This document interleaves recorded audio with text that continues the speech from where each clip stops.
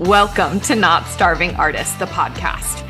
I'm your host, Brooke Benson, money coach and equity actor. I am your financial cheerleader, here to help you build your financial confidence and have power over your money. The best part, no budgeting or bi-weekly paychecks required. I went from being a broke BFA grad having weekly panic attacks about money to a financially confident, wealth-building actor and business owner. Money gets to feel fun, simple, and sexy, and I am going to show you how. Before we dive into the episode, I am so excited to share with you that my brand new online course, Cashed Up Creatives, is officially out now. Now, this course is for my artists with neurospicy brains, my bi-weekly paycheck cuties who just don't want a budget, or anyone who wants to get out of that paycheck to paycheck cycle and finally experience financial wellness. This course is for you. It's gonna help you get 3 months ahead on bills. It's gonna help you pay off debt while you still take vacations. It's gonna help you manage your fluctuating or consistent income with ease. You're gonna be able to confidently talk to your parents or partner about your money decisions. You're gonna be able to open a retirement account and invest your first or next $500. You're always gonna have surplus in your bank account, and it's gonna teach you how to ditch your scarcity mindset so you can feel abundant with money.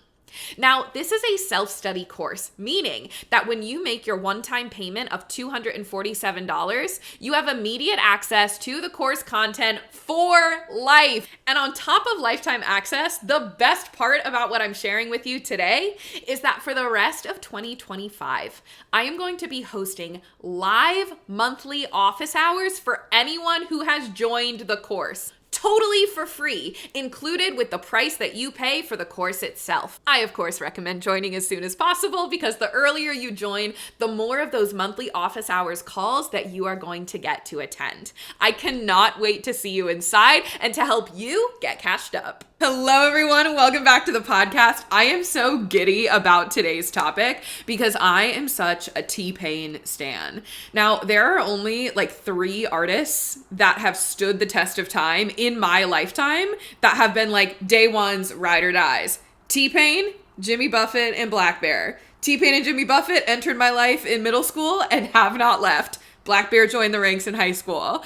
And like, not only do I really admire their artistry, but specifically T-Pain and Jimmy Buffett, how they view the world, how they view business, how they go about life. Like, I think there is a lot that we can learn from them. So we're going to talk about T-Pain today because I saw some of his content recently on Instagram that like sparked me wanting to do an episode on him and what we can learn from him about financial responsibility, because T-Pain is an artist who is focused on staying in the artistic game for the long term, and he flexes financial responsibility in a culture, in a society, like specifically as an artist, as a rapper in the entertainment world, where financial responsibility isn't like held on a pedestal. You don't see that very often. So we're going to talk about it. I'm going to give you like literally the 4 things that he can teach us about financial responsibility, and we're going to dive deep into all 4 of them. So the first one is make financial decisions even when you're rich. The second one is ignore people's perceptions. Third one is always think about the ROI. And 4 is to play the long game. Okay. So we're just going to dive right in. Number 1. Okay. Make financial decisions even when you are rich, whatever you perceive as like the rich number, right? We'll get into the rich poor binary in a second.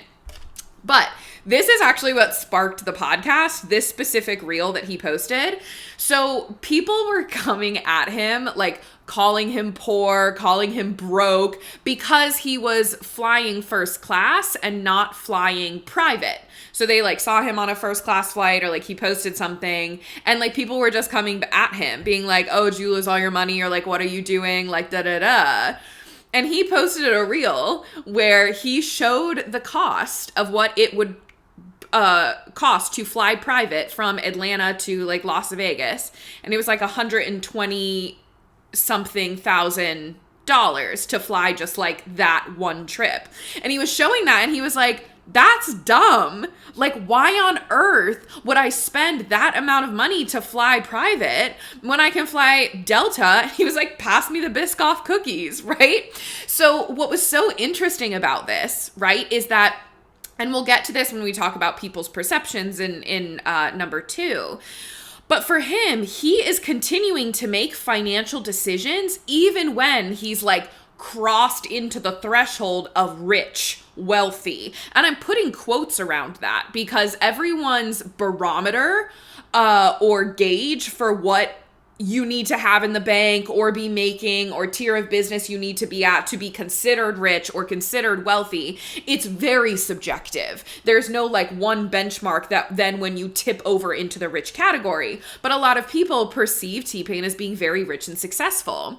And he is very rich and successful, but he is still making financial decisions. He literally said that the caption on that reel was, "If it don't make dollars, it don't make sense." And that is true. Thank you, T-Pain. If it don't make dollars, it don't make sense. So for him, like, and we'll get to this when we talk about ROI as well. But for him, he's like, it would be so dumb for me to spend $120,000 on a private jet experience when I'm just as happy flying first class and I'm paying a fraction of that cost, because that's just a one-time experience that actually doesn't impact me or my life very much. So I'm going to take that $130,000 and I'm going to go put it towards another business venture, or I'm going to put it towards something that actually makes me happy, which one of his very next reels was him on a yacht, like having a yacht vacation. And he was like, "Oop, poor, broke," and like videoing himself on this yacht, which he was there with like friends or on a vacation or something. So he clearly is spending money on things that bring him joy and that make him happy and that fill his life. So he's probably spending 6 figures on this yacht vacation, but that brings him so much more joy and increases his quality of life than it would to fly private with how much he travels, I'm sure, right? Like for him to fly private all the time would cause a huge amount of money to go towards just travel expenses, when for him, he'd rather put that towards something else. So this is that importance of, even when you've like feel like you've hit the rich level or you've like become wealthy. Again, we're going to get to the rich and poor binary. We're going to talk about how that's like the perception of becoming rich and what you get to have. That's going to come next. But for him, right, he has a lot of money now, but he's still making financial decisions. He's still saying no to certain things. He could certainly afford $130,000 private jet to Las Vegas, but is that going to have him staying in the game longer? Is that going to have him increasing his quality of life? Is that going to allow him to make even more money in the future? All of those answers are no for him. So he's choosing to say no to a private jet so that he can say yes to other things. Okay? So when we're talking about saying yes and no, I know a lot of people, I've talked with clients and I've talked with some of you like in the comments and on DMs about this idea of feeling like you want to hit a certain income level or a certain number in the bank or a certain number invested because you want to not have to make financial decisions anymore. You want to not have to think about money anymore. But that is a wrong thing to be thinking, to be striving for, because the only thing that's going to completely absolve you from being able to like think about money and make money decisions is accepting the reality that you'll never be financially stable. Like that's what comes with that. Even the billionaires, the top of the top, are making financial decisions. They are saying yes and no to specific things. Okay? They don't have to just not think about money. They, I argue, have to actually think about money more because there's more at play. There's more at stake there. So your job is to get comfortable, one, thinking about your money. I mean, this is part of what I teach in the money flow method. This is why I teach money the way I do, because I want you to have a sustainable way to manage and think about your money for the rest of your life. So you're not striving to never have to think about it again, because the reason you feel that way is because every time you think about money, you feel anxious. The reason you want money, you want to just be able to buy anything and everything, is because you aren't used to sitting in desire and wanting something and not having it and it not feeling like scarcity. You hate feeling scarcity and you feel like not having something and not buying something is always going to feel like scarcity. It doesn't have to, right? You can learn how to sit in the wanting phase or sit with something you don't have and it not feel like scarcity, okay? So you can look around you anytime you want, no matter how much money you have, and you will always be able to find something that you want to improve, that you want to get, that is lacking, that needs to be improved. And this goes for any area. So if I just like look at my living room right now, I am obsessed with my apartment. I love my apartment so much. But I look and I'm like, okay, if I'm looking for something that's wrong or something I want to improve or buy, I look at our carpet underneath our couch and I'm like, I want to like floofier, more comfortable carpet because I'm such a floor sitter. So I want that. Okay, I definitely want more candles. Okay, I would definitely like switch out that lamp. Like if I had all the money in the world, I would switch out that lamp. If I look inside my bedroom right now, I don't love that we don't have like space underneath our bed. We have like a flat bed frame that our mattress is sitting on top of. It has drawers, but I would like it to have more under space storage. Like, do you see how easy it is for me to look out at my apartment and be like, that's lacking. I want this. This isn't good yet. This isn't perfect. But it's a shift in how I'm perceiving my apartment where I look.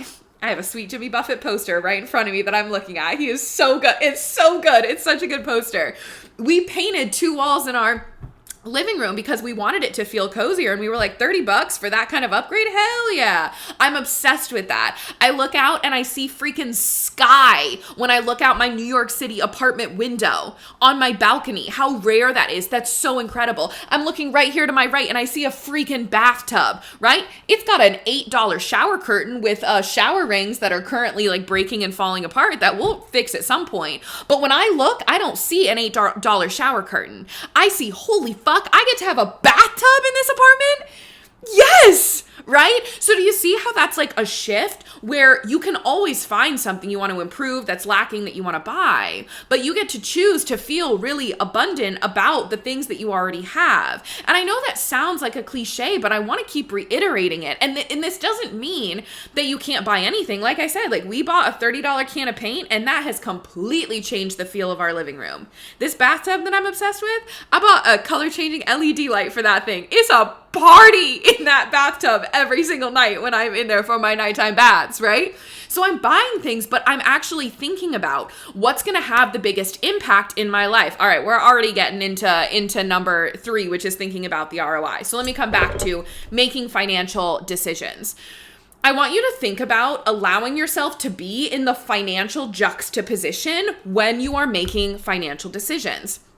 There's this rich-poor binary that a lot of people have in their brains, which is when you are poor or broke or not rich yet, almost rich, here's the kind of lifestyle you live. Here's the things you can have, and here's the things you can't have. When you tip over into the rich side of the binary, the wealthy side of the binary, you can have anything. You can have everything. Everything's available to you, right? You're either rich or you're poor. You're broke or you're wealthy. There's this binary, and we're forgetting that it's a whole fucking spectrum. Because again, it's so subjective, right?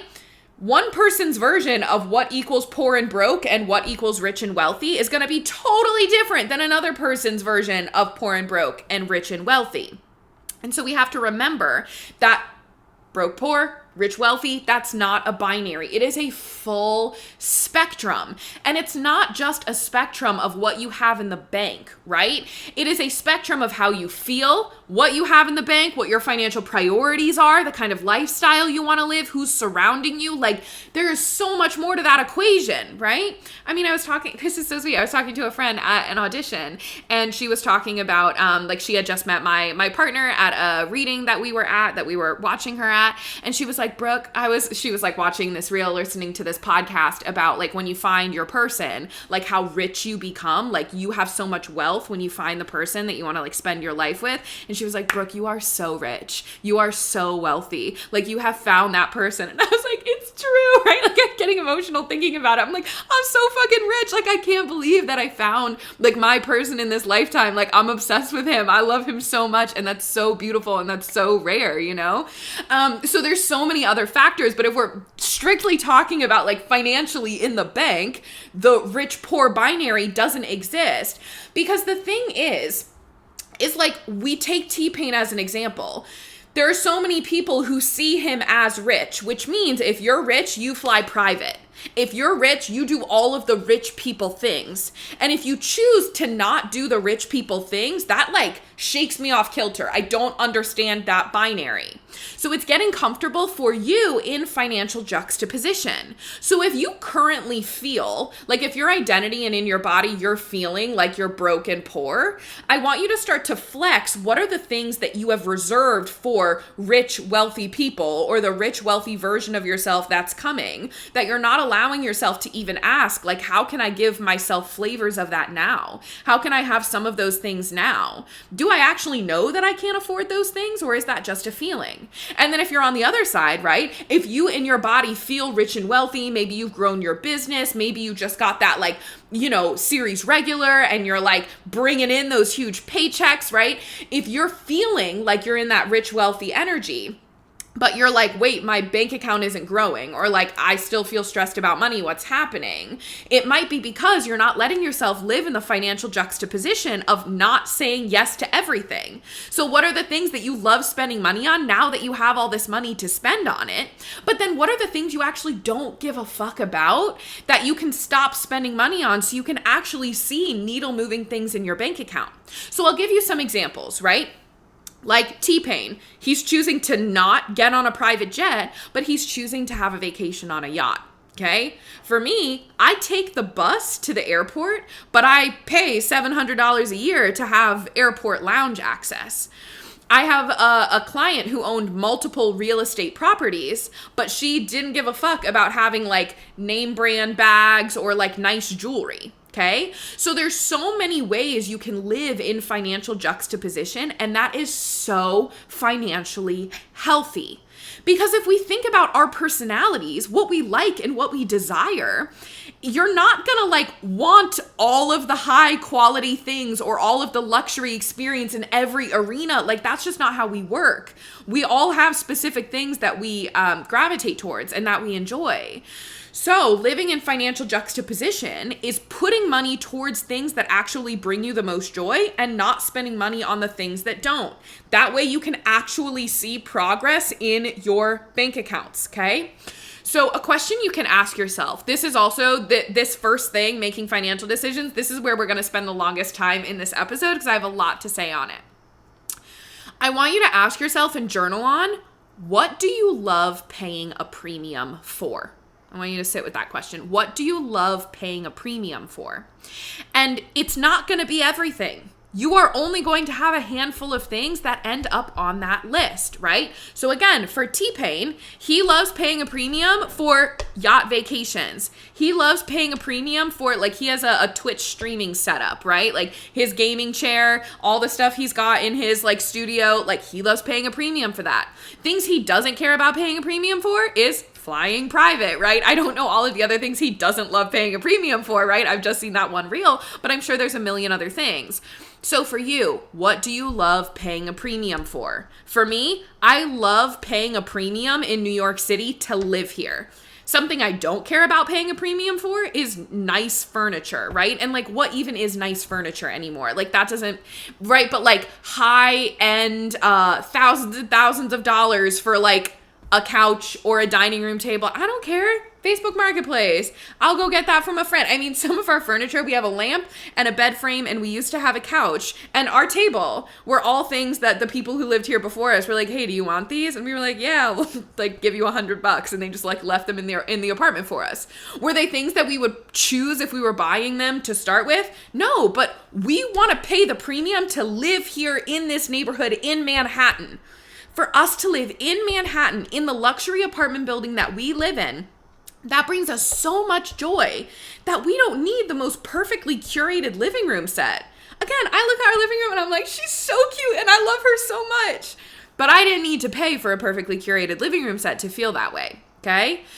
Another thing that's a premium that I love to pay for is travel quantity, not travel quality. So I'm going to go and I'm going to stay in mid-tier resorts, but I'm going to have more trips throughout the year. I'm going to go visit my family who lives all the way across the country in Florida and in California. I'm going to go visit them multiple times a year, but I'm going to fly economy. I'm going to buy myself the assigned seats so I can put myself on the aisle seat. but I'm not going to fly first class. I don't care about being in comfort plus, at least right now, right? So I'm more focused on travel quantity, not quality, right? I love paying a premium for buying coffee anytime I want. Anytime I want a cup of coffee at a coffee shop, or I'm like walking past a Dunkin', I'm going to get it. I'm going to get the coffee.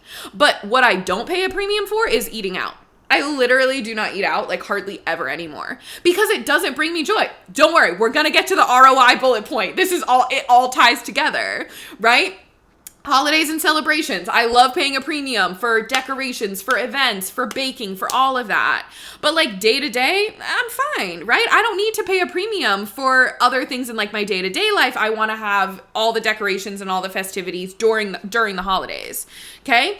So journaling on that question, what do you love paying a premium for? Because at the end of the day, you cannot pay a premium on everything. That is what will end you up in financial ruin. That will end you up in a financial hole that you cannot climb out of when you pay a premium on everything, okay?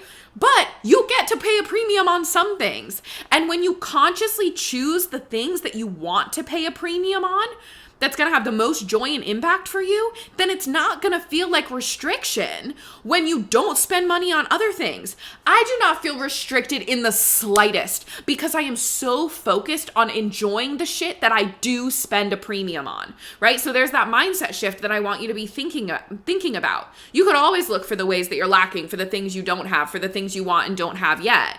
But can you think about all the things you do have, all the things you love spending money on, the premium you do pay, especially my high cost of living city people, right? You gotta love paying a premium here, and you gotta tell yourself that every single day. So journal on that, okay? And journal on the rich-poor binary. This is a really interesting question. If you feel like, oh, they're rich, or I'm not rich yet, or like, I'm rich, but why don't I feel rich? Like, if you're having any of those thoughts, I want you to actually put a line in the sand. Like, if you went from feeling broke to feeling rich, when did it happen? What was the benchmark? What was the tipping point? If you currently feel like you're like, I'm broke, I want to be rich, or like, even if you're cranky at rich people, if you're like, yeah, eat the rich, it's very interesting. I mean, yes, eat the rich, but it's very interesting to see where your benchmark is for when do you tip over into that rich category? When do I want to eat you, right? Like, what is that literal number? Is it a yearly revenue number? Is it an amount in the bank account? Is it just the kind of lifestyle that you live? Is it if you're a person who buys this specific kind of car, then that's when you've become? It's very interesting to see what your brain does. So I encourage you to journal on that question. The last thing I want to say about this first thing we can learn about financial responsibility from T-Pain is he has a quote where he said, I know how to not buy anything unless I can buy 2 to 10 of them. And I think that's not that has to be your blanket rule, but the energy of that is I'm not going to spend all of the money I have on just this one thing. I want to make sure I have 10x the amount of money in my bank account when I buy this one thing. He was specifically talking about like a car. He like collects cars. He has a business called Nappy Boy Automobile, I think is what it's called. Nappy Boy Automotive. We're going to get to that when we talk about thinking about the ROI and playing the long game. But he was buying this car that was like a 2020. I know nothing about cars, but it was like a collector, something about like drag racing. I'm not sure. I know so little about cars and the car world, but this is what he was referring to. But he was like, I'm not going to drain all of my money on this one car. I'm going to make sure I got 10x in the bank account so that I feel comfortable buying this thing, right? So do we see how you can have both, right? You can make financial decisions that allow you to have the things that you want, pay a premium for the things that you want, and still have money in the bank. Give yourself sustainability and longevity in your bank accounts, right? In your artistic career. Okay, so let's move on. So number 2, ignoring people's perceptions. Now this goes back to the rich-poor binary. So many people are going to have perceptions of you financially, especially if you are an artist. I mean, I've experienced this as an artist myself and also as a business owner, right? A lot of people are going to have perceptions about you and your financial situation based on your job title, based on your revenue, based on a past identity that they knew of you.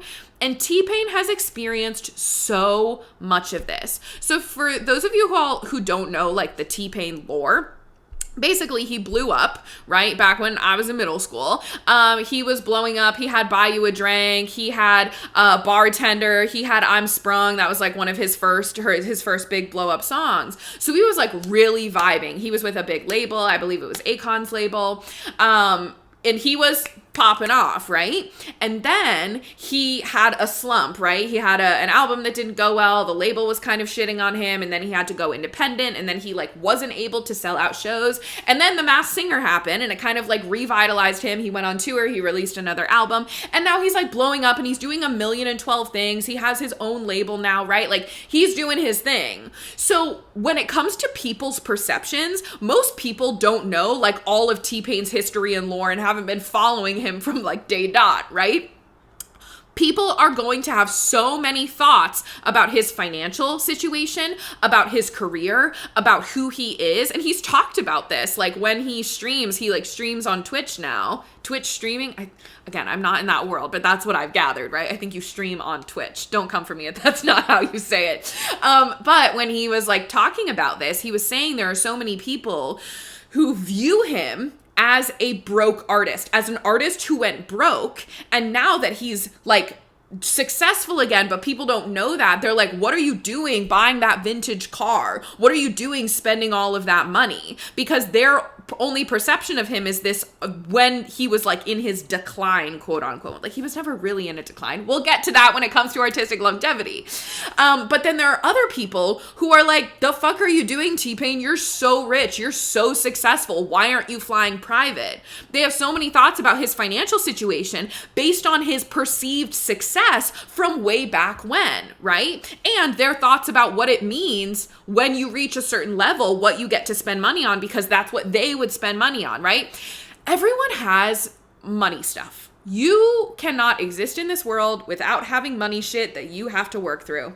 Everyone's got a money mindset. Everyone's got money narratives. Everyone's got a little bit of money trauma, whether it's big T trauma or little T trauma. You can't escape childhood without a little bit of money shit coming with you into adulthood, right? So everyone has their own money baggage and money stuff. And so you are always going to get thrown other people's money baggage, money perceptions, and money narratives onto you. It's just human nature. I mean, that's anyone's baggage, anyone's narratives, anyone's worldview. When you put two humans together, right, you're just coming up against each other's narratives and thoughts and worldviews. And if they're the same, great, that's when you vibe. If they're different, that's when you butt heads. That's when you have conflict. So it's the same with money. So other people are going to have so many different kinds of financial perceptions of you, and you need to ignore those perceptions and stay grounded in who you are and what you want and what you believe financially, right? People coming at T-Pain being like, "Oh, are you broke? You're not flying private?" He was like, "Yeah, of course I'm not fucking flying private." Right? But someone else in his industry at the same exact level is flying private all the time. And that's what they've chosen to do, right? But T-Pain isn't letting someone else's perception of him and his career and his finances have him flying private when that is not in alignment with his values. I see this a lot with artists and business owners, okay? Other people's financial perceptions. So, for example, my artist, and I received this a lot. I still receive this, right? When people find out that I am an actor, their immediate perception of me is that I don't make a lot of money, and I am with now a man who works in tech in New York City. There is an immediate assumption that he pays my bills, or that he supports me, or that he is the high earner in our household. Okay. And it's really interesting, like the people who meet me now, who like didn't know my story, who have no idea about like my lore, right? Where I've come from, where Brady came from, right? Any of our history, that's just the immediate assumption because I'm an actor, right? And so that perception of the starving artist, right? And I'm sure so many of you, if you are artists, if you identify as an artist, you get that starving artist narrative reflected back to you all of the time. Right? Or let's say on the opposite end, like you book a TV show, right? Or you book a co-star, right? I had a friend who just booked a co-star, and the thoughts that she's getting from people in her life of like, oh my God, you must have gotten such a huge paycheck, da da da. And she's like, I mean, yeah, the one time, but now like I don't continue on the show. Residuals are shit because of streaming. And that's what it is. But like people are perceiving her now as like having all this money and like being in this new echelon of like the artistic industry, when she's like, yeah, but I kind of am just now where I was, and now I just have this extra credit, right? Like if you're an artist, if you're an actor, you understand this reality. But again, people's perceptions, who have their own narratives, their own thoughts about it, are going to have different financial perceptions of you. So I remember for me, it was really hard when I was on my financial wellness journey. I was having to tell myself so many new stories about money that were hard for me to believe, right? Of like, I am worthy of making money. I am worthy of a different tier of lifestyle. My skill set and my art is worthy of compensation. I get to have the kind of lifestyle I desire. I get to have fat bank accounts. I get to have a wealthy retirement as an artist, as a creative. A lot of those thoughts at the very beginning didn't feel real to me. And it was even harder when I would then have more starving artist stuff reflected back to me from other people in my life, right? Friends, like people in my circle, in my community, just like societal stuff. So I had to keep my financial thoughts and new narratives and affirmations that I was using for myself very precious and very close to my chest, because I needed to protect my safe space from other people's perceptions and other people's opinions of me, okay? So I want to say that to say, if you are on a financial wellness journey and you're especially like in that incubation period where you're just starting to change some stuff, it is okay that you keep a lot of that close to your chest. You might not share that with your entire friend group. You might not share that with your mama when you're on your weekly phone chats, right? Because she's got thoughts about money and how you should be managing it, right? You're allowed to keep that close to your chest. I want to now pivot to business owners, because I see this with a lot of my clients who are now in a place of business where they're making six figures, multiple six figures, the multi-million dollar level. And I see a lot of them have a struggle with people perceiving them as having way more money than they actually do. Because having a certain revenue in your business doesn't mean anything about what's actually coming into your pocket on a month-to-month basis. So, and it depends on like the kind of business you have, the kind of business model you have, your cost of living, your business's cost of living. So, $1 million business might only, like if that business owner, they might only see like a quarter of that come into their pocket, right? But it's like, oh my God, they're a millionaire. They have $1 million. And like $250,000, that's not chump change, right? But when we're thinking about $1 million versus $250K, that's a very big difference in what that affords you, right? So I think a lot of people have perceptions about what it means to even make six figures, right? Or bring home six figures. Because again, those are two very different things. But if you're in the corporate world and you make six figures, but you live in New York City, that money doesn't get you as far as maybe as it definitely used to, or that maybe it would get you in another kind of city. But there are other people who don't make that money, who see six figures as like, oh my God, that's so much money. You could afford everything. Maybe they expect you to always pick up the tab when you're out to dinner because they perceive you as being in this whole new realm of wealth and riches and never having to think about money. If you, like I have a couple of clients who they have million or multi-million dollar businesses, and the perceptions of like family members and friends on what they are able to ask for because they perceive these people as having all of this extra money, right? Without taking into account, like there are business expenses, they have goals, they have savings, they have debt, they have things they want to do, and there might not actually be as much wiggle room left over. So you're going to have so many other people's perceptions of you, how much you have, how much you make, what that means about you based on their own rich, poor binary, their own money narratives that actually have nothing to do with you. And nothing to do with your desires about the kind of financial decisions you want to make.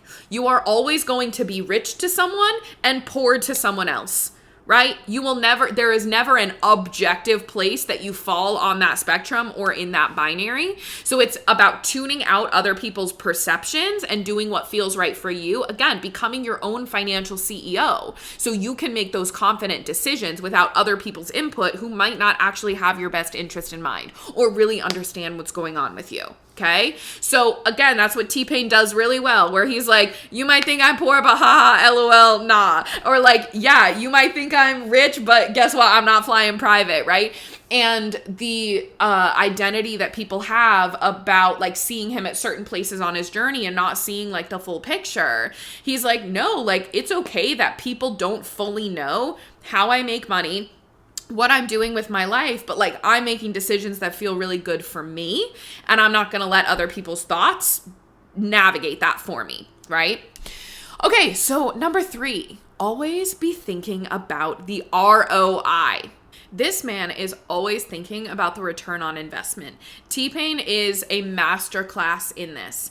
Now, when I say ROI, return on investment, I'm not just talking financially. Okay. So when people use the term ROI, it's like, okay, if I spend this much on this thing, I'm going to get triple back, right? That's what, like when we talk about investing, right? And compound interest, you put a certain amount of money in the stock market and you expect the stock market to return your investment at a certain level, which, you know, is usually about 10% per year if we're doing index fund investing over the long term. If you want to learn more about that, make sure you go listen to my podcast episode about financial freedom with Jeremy Schneider of Personal Finance Club. We do a whole breakdown on investing, what to expect, ROI of the stock market, etc. Go listen to that episode. But that's what we're talking about. When we think about an ROI, that's what you're getting. If you're making a business investment, right? If you're investing in coaching or you're investing in a new website, you have the ROI in mind, or you should have the ROI in mind, right? Of, okay, if I spend this much, if I invest this much, here is what I'm going to receive from that payment, from that exertion of finances, okay? You can be thinking about ROI with anything, right? Your energy, your time, your resources, all of that. T-Pain is always thinking about the ROI. Like I quoted him before, he said, if it don't make dollars, it don't make sense, right? The ROI of him flying private was like nothing for him. Not joy, not financial return, not business return, not lifestyle return. None of that was an ROI for him. So he's like, why would I put money towards something that does not have an ROI? Okay. He is always thinking about the ROI. He did a podcast interview with Shaq on whatever Shaq's podcast is. And they were talking about this when it comes to business, they're always thinking about like the long game, which we'll get to in a second in the final thing we can learn from him about financial responsibility. But he has so many different things that he puts money towards while thinking about the long-term ROI. So he has something called the Global Gaming League. He's one of the board members, and this is like a streaming platform situation. I know streaming is really big. I'm so not in that world, but apparently like the Global Gaming League, they're trying to like revamp or like create this new, I'm going to stop talking about it because I don't really understand it, but he's a board member in the Global Gaming League. He has his own label called Nappy Boy Entertainment. He has Nappy Boy Automotive, where they're creating a drag racing team, I believe. Okay, I just looked it up because I feel like there's now too many things in this episode that I don't fully understand that I'm speaking on. They're building a drift team. Okay, they're building a drift team. So he's like buying cars and building out this team. I'm going to say no more on that. But he's building out a drift team, okay? He also has like his music career, but he's always thinking ROI. He's not thinking like short term, and he's also like, he's thinking long term. If I put money into this thing, or if I even use my likeness, my name, my visibility on this thing, what's that long-term ROI gonna be for me? When he's thinking about spending money on something, it's not just about how is this gonna make me business revenue in the future, which he is doing, right, in a lot of different areas, but he's also thinking what's gonna bring me the most joy, right? Like the yacht versus the jet. The yacht he spent money on, that was an ROI for him. That was a joy ROI, not a financial ROI. I mean, maybe it was a business meeting, but that was a joy ROI for him. He was talking about, when he was talking about the Global Gaming League, he was giving advice to like young Twitch streamers, where he was like, if a lot of people will say, like, what advice do you have? And he's like, well, why do you want to get into it? And if the people respond with, well, it seems like you can make a lot of money, he was like, you've already lost. Like, you have to get into something because of the joy and the excitement and the passion for it. And then you can also be thinking about the ROI, but you have to have the joy with it. Like, the ROI can't just be financially fueled, okay? It has to have other elements into it. So if we think about all of the business ventures and the money he's put towards business ventures, he's thinking about financial returns, but he's also thinking like, I want to be able to enjoy this and I got to have passion for it in the long term. He's thinking about ROI financially and enjoyment wise. Now, when you're thinking about ROI, anytime you spend money on something, you put money towards something, I want you to think about the ROI. And it's, again, not just thinking about the actual dollars. I'm going to use real estate and renting for a second as an example, because this is the argument that a lot of people will use when it comes to buying versus renting. They're going to be like, oh, but the ROI, if you're renting, you're just throwing money away. Like, it's not going towards anything. But the ROI of renting, I'm very pro renting. I've also helped clients buy houses, buy homes, buy real estate, right? If that's something that they truly desire. But I'm very pro renting in my own life. And for most people, renting makes the most sense, especially in our current landscape, our housing landscape. When we think about the ROI of renting, why I love my renting ROI is because that money allows me to never have to worry about when water is leaking through our fucking ceiling lights, and I don't know why. I just get to call my super and be like, come figure it out. I never have to worry about replacing an appliance, right? I never have to worry about any upkeep. My ROI for renting is that I am paying for future flexibility, where we could literally end this lease tomorrow and bop somewhere else. We could leave, we could go, we could do wherever. So the flexibility ROI of what we put towards renting, that's an ROI. It doesn't just have to be like, what is this getting me financially? Because if we only look at the dollars, sure. I mean, even if you just look at the dollars, owning doesn't make sense anymore if you're just doing it for the money aspect, because the amount of money that you have to put into owning a home, it completely obliterates the amount of interest that you might make, because again, real estate is a risky investment. It is risky. You never know what the market's going to do, right?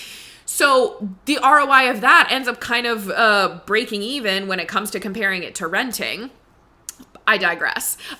So when you're thinking about ROI, I want you to be thinking about all the kinds of ROI that you're getting. So even just things as simple as like, what are you spending money on day to day? What's the ROI of your daily spending? Is it bringing you joy? Is it actually bringing you joy? Or are you spending money to numb out or black out or avoid, and that's actually not giving you like a long-term sustainable solution to your anxiety or your fear or the thing you don't want to feel about?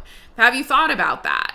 If you're thinking about the ROI of buying a bunch of new clothes, like maybe I was just talking to a client recently where it's like, I want to buy new clothes for this new body that I'm in. That is one of the most self-loving, caring things I can do, is not keep trying to force my body to fit into clothes that don't fit me anymore. What a loving ROI that you are going to receive from spending money on a bunch of new clothes to make you feel good every day, to be an act of self-care every single morning, to put yourself into a pair of pants that fits comfortably. What a beautiful ROI. Because then that's going to increase your confidence moving about the world. You're probably going to end up making more money because of that confidence, because that's what confidence does in your day-to-day life.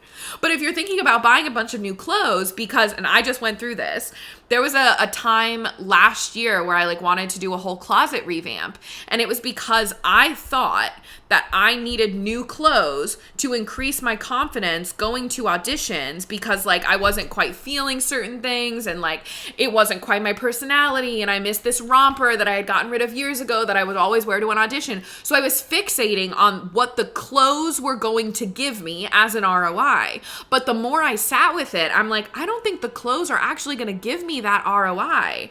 That confidence that I'm looking for, it was actually ended up being a mindset block, right? A mindset block and a pair of shoes. That's all it was. So instead of spending hundreds and hundreds and hundreds of dollars on a closet revamp, I bought a new pair of shoes that went with the outfits that I already had, and I did journaling work and cleaned up. I'm good, right? So you have to be honest with yourself about, is this an ROI I'm like kind of kidding myself about?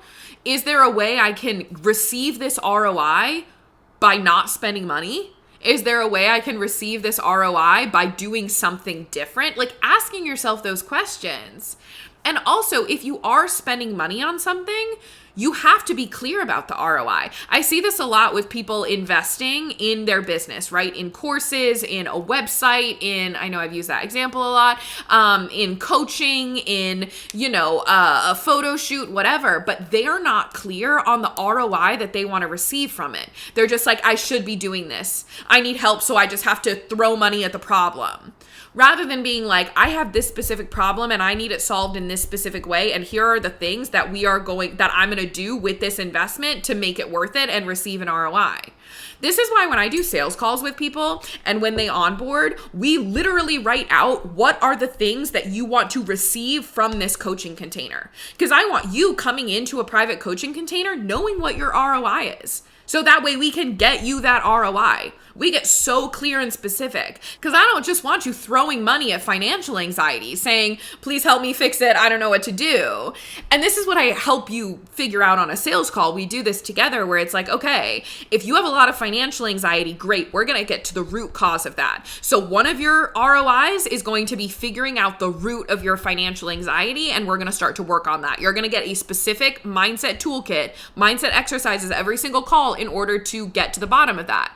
Number 2 piece of ROI. I can tell right away part of your financial anxiety is because your money's messy, right? And you do not have the accountability right now in order to actually implement the money flow method. So I'm going to help you with accountability and make sure that we clean up your money, create a cash flow system, plug up any money leaks for your specific situation that don't make sense to you so that when you feel financial anxiety and you're getting to the root of it, you can look at your clean bank accounts and clean money systems and know that it's not coming from there. Or if it is coming from there, great. Number 3 ROI.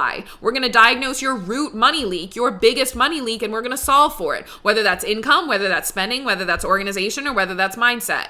If you haven't listened to that podcast episode, it's called Diagnose Your Biggest Money Leak. It's a few weeks back. Go listen to that one. That's part of what we do. Then we're going to diagnose your biggest money leak. So do you see how that ROI is like, I'm going to spend $3,000 on solving these 3 specific problems versus I just need someone to help me with my money, right? You can come to a sales call with that energy, but when you actually hit submit payment, I need you to be clear on what that ROI is. And I want you to be that clear on your ROI anytime you're spending a big chunk of money, whether that's an investment in your business, whether that's an acting coach, whether that's one of those pay to play, like get seen by an agent workshops, whether that is the meal kit that you get every single week that you eat, whether that is, buying a new pair of shoes, whether that's getting new headshots taken every single time, paying rent. I want you to be that crystal clear on your ROI. This is also where I want to say, be careful that this doesn't turn into girl math. Girl math is justification for something you don't want or that isn't going to actually improve your life or that you don't feel worthy of. That's what girl math is. That justification, that needing to prove why you should have it, why you can buy it, versus deciding you want it and getting it, deciding it's going to have an ROI and choosing it, right? It's a very different energy. So if you're feeling yourself going towards girl math of like, what's the cost per wear, or like, oh, because I, returned all these other things, now I have this extra money. All of that girl math also becomes irrelevant when you implement the money flow method, because you can literally look at your bank account and be like, I can afford that with ease. Or like, oh, I literally have that amount in my savings account and it's not even going to touch my on deck buffer of being 3 months ahead on bills. So I've got this, right? It makes it so easy to not have to do girl math, but just know girl math is justification. And justification, feeling like you have to like prove why you deserve it or why you can have it, that's never really coming from a place of like healthy desire or healthy money decisions. So just be careful. Like when you see yourself tipping over into that, you're like, why do I feel the need to girl math this right now? That's a great thing to journal on. Okay, number 4, okay? Playing the long game. T-Pain plays the motherfucking long game. This man has the most sustainable artistic career that I have ever seen, besides Jimmy Buffett. But he has so many different things that he does as an artist, as a creative. So like, again, when I was walking you through kind of the overarching trajectory of where he's been, like he started out purely as, I am an artist, I am a rapper, I am putting out music. And then he kind of got burned by his label. He's admitted like there was an album he put out that like wasn't that great. And he like blacked out at the listening party and was like, that probably wasn't great for me. So like he admits that like there was kind of this downturn. But then he took his shit into his own hands. As a creative, as an artist, like he loves his craft. He also loves his life. He loves the lifestyle that his craft and his artistry was able to afford him. And so he took it into his own hands and was like, yeah, we're going to just keep fucking going. We're going to make this work. He wants to be in the game for the long term. So he always has that long-term thinking when he's making any decision. So during that time, after he was like leaving his label and coming off of the Revolver album, which was the album that kind of was not a great hit. I love some of the songs from Revolver, but like overall it wasn't a great hit. What he did was like he started making choices. Like he created his own record label that now is helping other up and coming artists who were previously being overlooked by these big labels, because we know there's some bullshit that goes on in these labels, right? He's like, I want to help bring out these voices that are being overlooked, this artistry that's being overlooked. He has his own label now. He's doing things like when he talks about streaming on Twitch streaming. Oh my God, I should have looked that up before I got on here. When he talks about that, he literally had to go from ground zero. Like he was not the most popular streamer. He's like, he was like, I just have to be on camera a lot more in order to like figure things out, and he's learning and he's allowing himself to look like a beginner as he was starting, and now he like makes more money on streaming.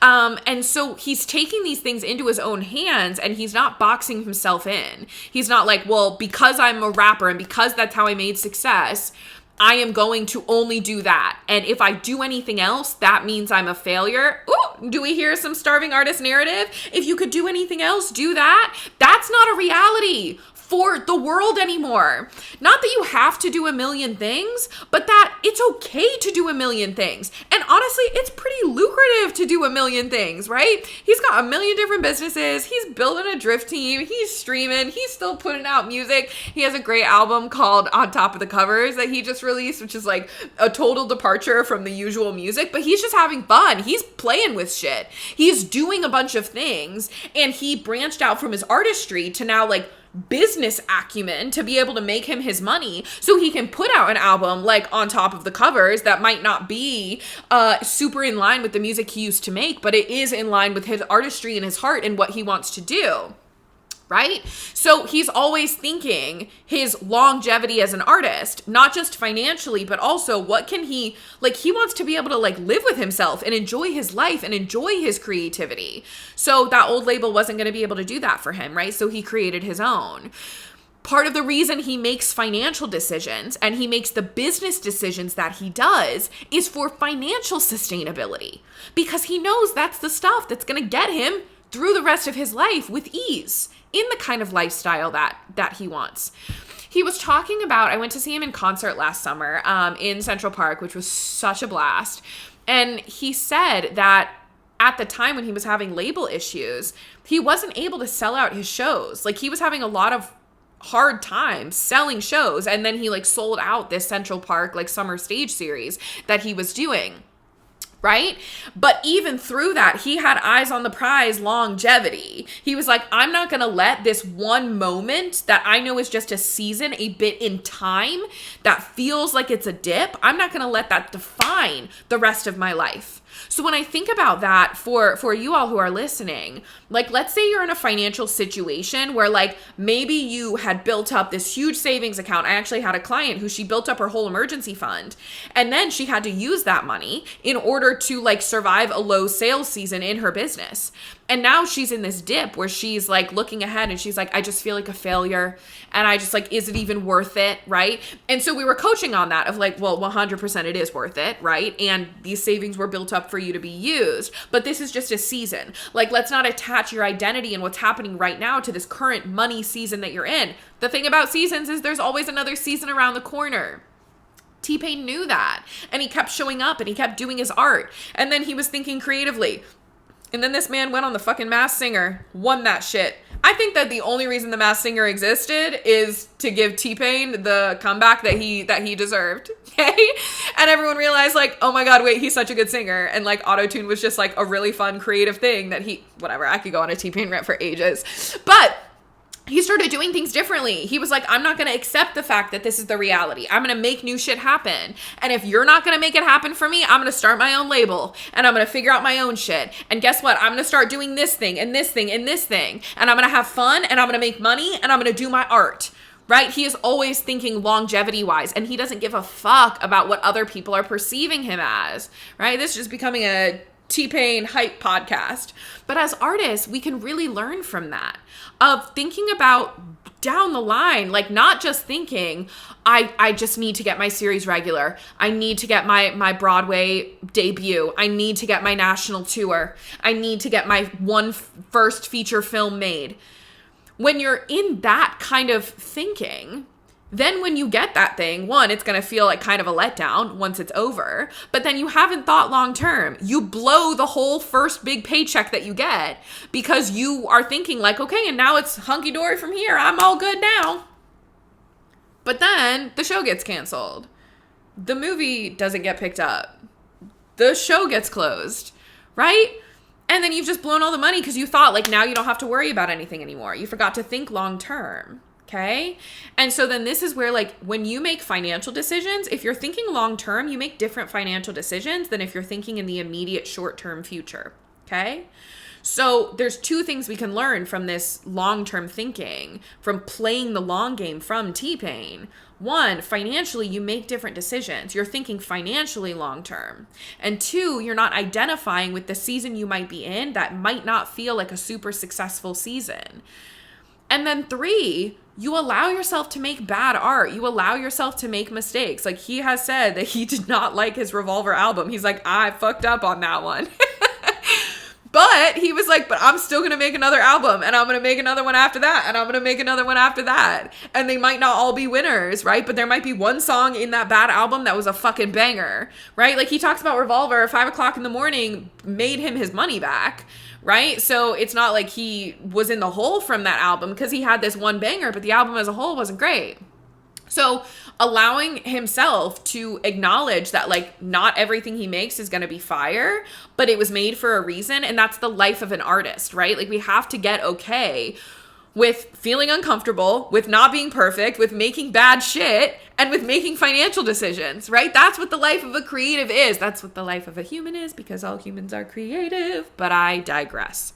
So to reiterate, right, to sum this all up, the 4 things T-Pain can teach us about financial responsibility is to make financial decisions, even when you're rich, to ignore other people's perceptions, especially of your own financial situation, always be thinking about the ROI when money is leaving your hands, and play the motherfucking long game, financially and artistically, okay? I love you. I love you, T-Pain. I love you, Jimmy Buffett, RIP Big Man, and I hope you have a great week. Thanks so much for tuning in. Come join me on Instagram for more on how to build a simple, sexy relationship with your money. My Instagram handle is @NotStarvingArtists. And if you want to dive deeper with me, head to the show notes to learn more about one-on-one coaching. If you love this episode, subscribe, leave a review, and share it with a friend that you want to get rich with.